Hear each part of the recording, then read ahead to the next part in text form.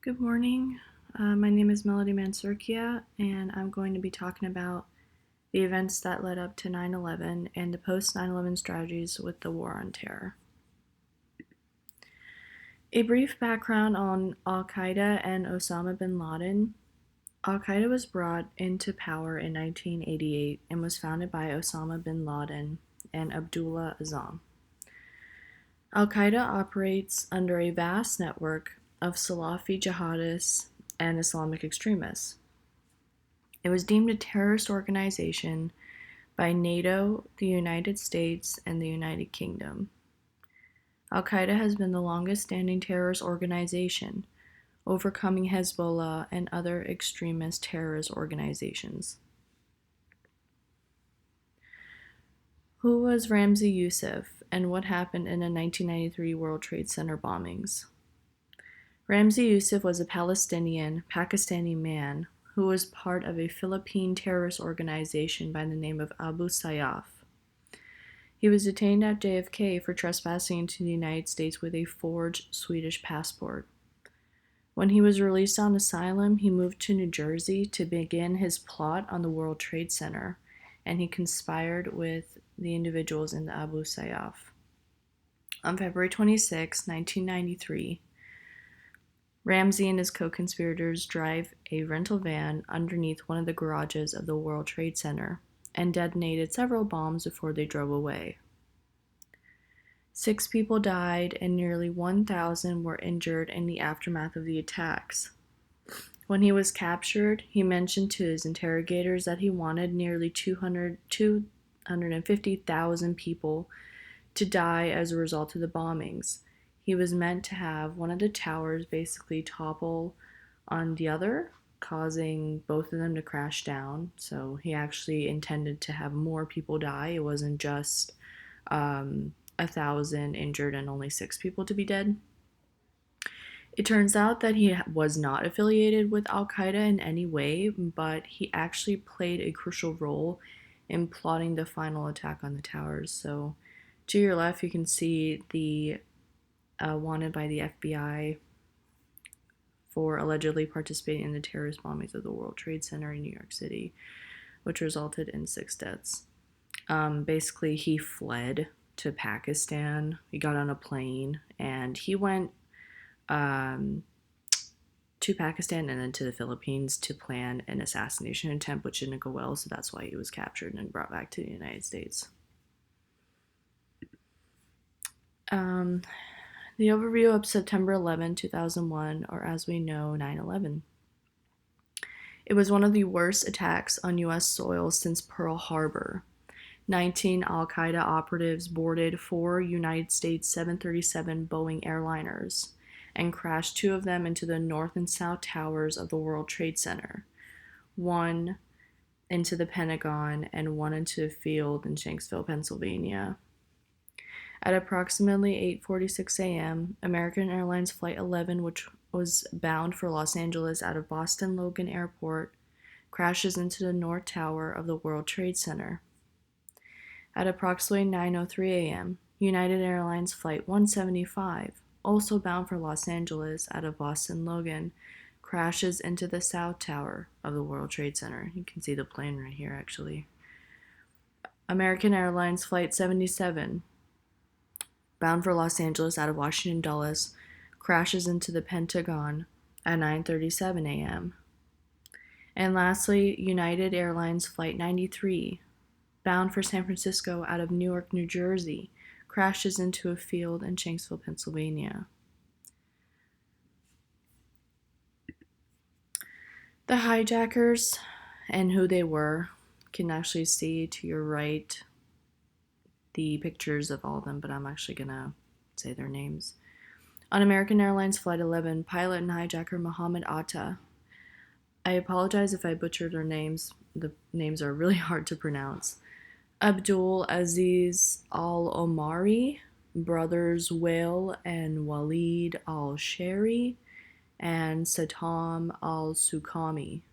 On United Airlines Flight 175, pilot Fayez Bani Hamad, Ahmed Al Gamadi, Hamza Al Gamadi, Marwan al-Shehhi and Mohand al-Shehri on American Airlines Flight 77, pilot Hani Hanjour, pilot and hijacker Hani Hanjour, Nawaf al-Hazmi, Salem al-Hazmi, Khalid al-Mahadar, and Majed Moked. And on United Airlines Flight 93, pilot and hijackers Syed al-Gamadi, Ahmed al-Haznawi,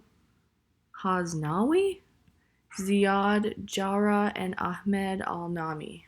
Again, I so apologize, but you can actually see all the hijackers' faces here. Muhammad Atta was actually the ringleader. He was pretty much the one who plotted all this, besides having the backing of Osama bin Laden and Al Qaeda, or the AQ party. All right, where were the hijackers from? So there was a lot of conspiracy behind having all the hijackers, quote unquote, being Iraqi or from Afghanistan, but that was actually not the case. About 15 of them were Saudi natives, and the remaining 4 hijackers were from Lebanon, Egypt, and the United Arab Emirates. Muhammad Atta actually himself was Egyptian. He was an Egyptian architect. So 9/11 facts continued. Between 1998 and 1999, AQ, or Al Qaeda, began to plan out the 9/11 attacks. The goal of 9/11 was to provoke a U.S. invasion of Pakistan, drawing the United States and its allies into the same prolonged war that drained the Soviet Union in the 80s. Khalid Sheikh Mohammed, Ramzi Yousef's uncle, was the operational manager of the attacks and had arranged the logistics and funding. Bin Laden had played a personal significant role, recruiting operatives and playing a large part in target selection. Around the year 2000, Muhammad Atta, an Egyptian architect, went to Kandahar to join AQ. In early 2000, Bin Laden put him in charge for operations in the oncoming attacks. The operatives, including Atta, had moved to the United States in early 2000.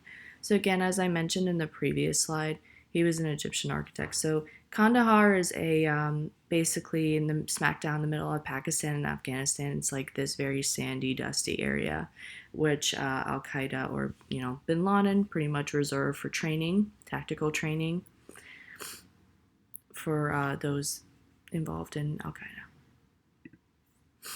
The aftermath of the attacks.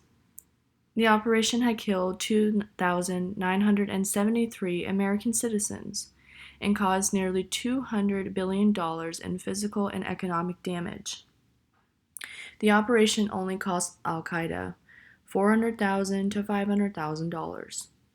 The terrorist attack was successful, being that Al Qaeda managed to perfectly execute this 3-year plan and successfully murdering nearly 3,000 innocent Americans at the World Trade Center, at the Pentagon, and in Pennsylvania. You can see this is the 9/11 memorial to your right. The ongoing war on terror in the post-9/11 era. In the wake of the horrific events on 9/11, the Bush administration scrambled in order to find and implement ways in protecting our national security and preventing another severely crippling terrorist attack from happening in the United States. Policymakers were swift in declaring transnational terrorism, which would be deemed as the next terrorist threat towards national security. Some even gave it the notion that 9/11 fundamentally changed the world by framing the conflict between the West and Islamic terror as World War IV, a conflict between militant Islam and the United States. Roughly 15 years after the attacks and the beginning of the global war on terror, the world had experienced more civil and terrorist violence. We also had the invasion of Afghanistan as a result of 9/11, on a hunt to find Osama bin Laden. Some strategies for combating terrorism. The Bush administration established the TSA, Transportation Security Administration, and was created in the wake of 9/11 to strengthen the security of the nation's transportation systems while ensuring the freedom of movement of people and commerce. Within a year after the attacks, the TSA assumed full responsibility for security at all U.S. airports and deployed a federal workforce to screen every piece of baggage and every passenger. With the establishment of the TSA and the DHS, Department of Homeland Security, we were just one step closer towards preventing another 9/11. This also banned small and sharp objects, such as box cutters, firearms, and liquids over 3.4 ounces. The box cutters were also something that was used in the 9/11 hijackings. The DHS, Department of Homeland Security, was established on March 1st, 2003, and was implemented by Congress in November 2002. The current events were 2015 Charlie Hebdo Paris, France attacks, which was AQ Party-backed or Al-Qaeda. From January 7 to 9, 2015, 17 people were killed in the attacks on the satirical magazine Charlie Hebdo at a kosher grocery store and in the suburbs of Paris and Montrouge.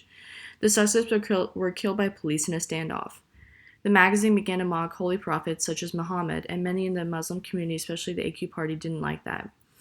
The three suspects of Algerian descent and one of Senegalese descent stormed the offices of Charlie Hebdo at approximately 11:30 a.m., screaming Allah Akbar, which means God is great. Holy war jihadists, such as those on 9/11, also screamed this out before they stormed the cockpits. 12 were murdered in total: the employees, a guest of the building, and a maintenance worker, as well as a police officer. And that's it. Thank you so much for your time.